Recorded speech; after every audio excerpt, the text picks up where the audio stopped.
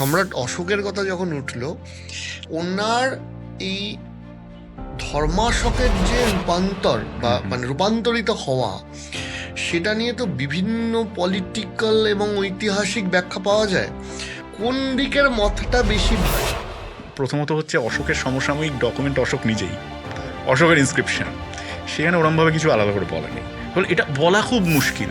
যেমন এখন অনেকেই স্যাঙ্গুইন করছে যে অশোকের এই বৌদ্ধ ধর্মের প্রতি যে অনুরাগটা, এটা কলিঙ্গ যুদ্ধের আগে থেকেই ছিল। আচ্ছা, হ্যাঁ, কিন্তু তাই বলে যে ওই কলিঙ্গ যুদ্ধ হলো এবং আমরা নাটকীয়ভাবে যেরকম দেখি যে তারপরেই একজন বৌদ্ধ সন্ন্যাসী আসছেন এবং এসে তিনি তার কাছে উনি শান্তি পেলেন না, এটা এটা হয়তো স্ট্র্যাটেজি।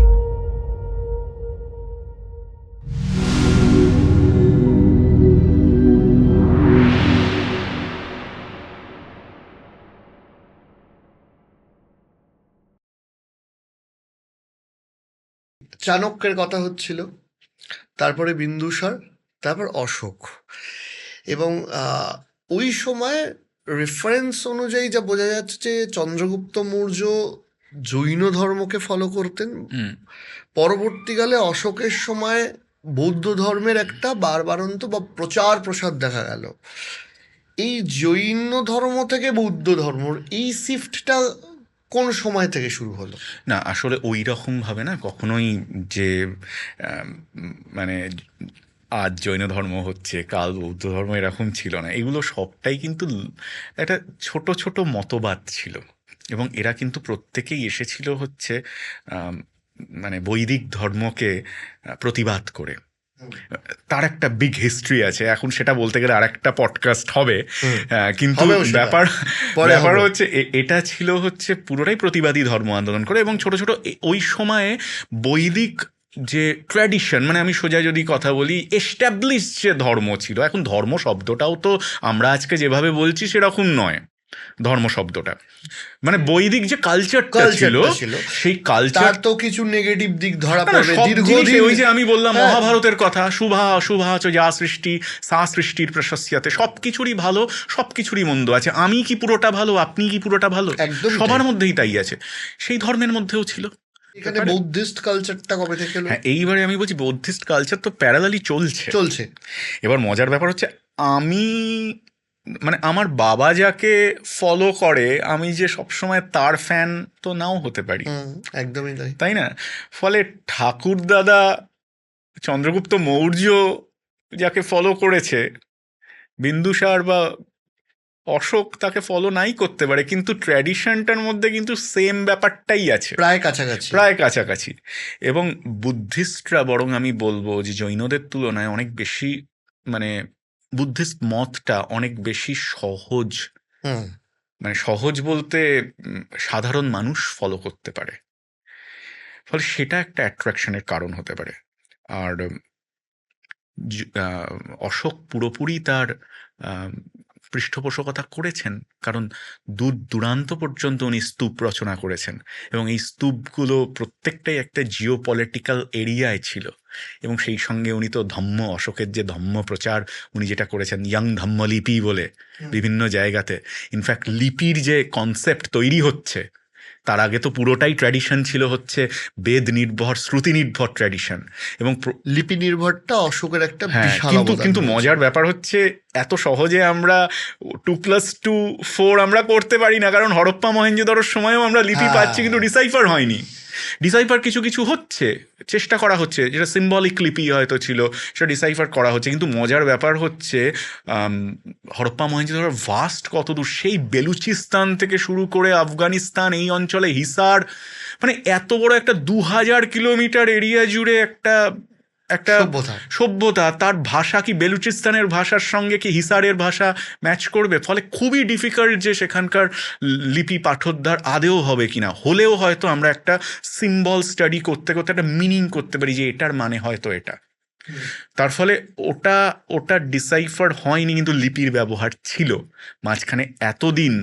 তার মানে কি লিপি ছিল না? ডেফিনেটলি লিপি ছিল, অথবা হয়তো এমন কোনো জায়গাতে লেখা হতো কাপড়ের ওপর, কাগজের ওপর, কাগজ তো চাইনিজরা দিয়েছে, মানে কাপড়ের ওপর তালপাতার ওপর যেখানেই হোক লেখা হতো, সেটা সেটা পরবর্তীকালে রেকর্ড যেটা থাকেনি। মানে বায়োডিগ্রেডেবল ছিল না। সেই জন্য অশোকের উনি বলেছেন যে চিরস্থিতিকা অভবতু, মানে এমন জায়গায় উনি লিখলেন যাতে কিনা এখনো আমরা দেখতে পাই, চিরস্থিতি তার হয়। সম্রাট অশোকের কথা যখন উঠলো, তখন আমি একটা শেষ প্রশ্ন দিয়ে আজকের এপিসোডটা শেষ করব, কারণ শেষ হয়েও হইল না শেষ হয়ে শেষ। হইল না শেষ।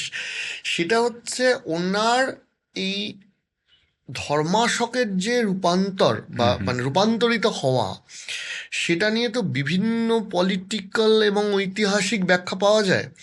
মোটামুটি ইতিহাস ঘেটে ঐতিহাসিকদের বহু মত রয়েছে। কোন দিকের মতটা বেশি ভারী যে কেন এই বৌদ্ধ ধর্মের প্রচারটা অশোককে অনেক বেশি করে করতে হলো? এটা কি শুধুই ধর্মের প্রতি একটা ভালোবাসা, নাকি এটার মধ্যে একটা তীক্ষ্ণ পলিটিক্যাল মুভ ছিল? কঠিন ব্যাপার, আমি কিন্তু ঐতিহাসিক নই। হ্যাঁ, তার ফলে যেটা হচ্ছে আমি আমার মতন করে ভাবতে পারি। আবার এটাও ঠিক যে অনেক মানুষের লেখা আমি পড়েছি, ফলে কিছুর ক্ষেত্রে বায়াসডও হয়ে যেতে পারি। আমি আমি নয়নজোৎ লাহিড়ী পড়েছি, আমি প্যাট্রিক অলিভেল পড়েছি, আমি রমিলা থাপার দেখেছি। কিন্তু হিস্ট্রি তো তাই, যে যেরকমভাবে ব্যাখ্যা করবে। এবং যদি অশোকের প্রথমত হচ্ছে অশোকের সমসাময়িক ডকুমেন্ট অশোক নিজেই, অশোকের ইনস্ক্রিপশন, সেখানে ওরমভাবে কিছু আলাদা করে বলেনি।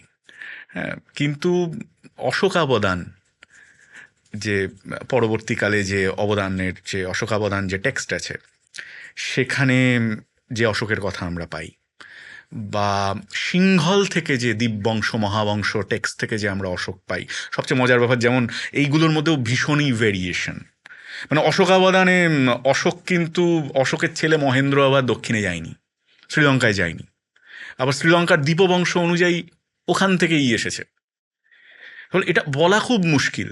যেমন এখন অনেকেই স্যাঙ্গুইন করছে যে অশোকের এই বৌদ্ধ ধর্মের প্রতি যে অনুরাগটা, এটা কলিঙ্গ যুদ্ধের আগে থেকেই ছিল। আচ্ছা।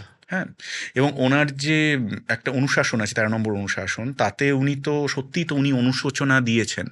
এটা নিয়ে অনেকে বলেছেন যে যে এটা অশোকের ভণ্ডামি হয়তো, যে যেখানে কিনা এত লক্ষ লোক মারা গিয়েছে তার যে হিসেব উনি দিচ্ছেন, সেইগুলো উনি লিখছেন যে আই অ্যাম সরি। মানে এত বড়, মানে আমি জানি না ইতিহাসের আর কোনো রাজা এরকমভাবে ক্ষমা চেয়েছেন কিনা। প্যাট্রিক অলিভেল খুব সুন্দরভাবে এটা নিয়ে আলোচনা করেছেন।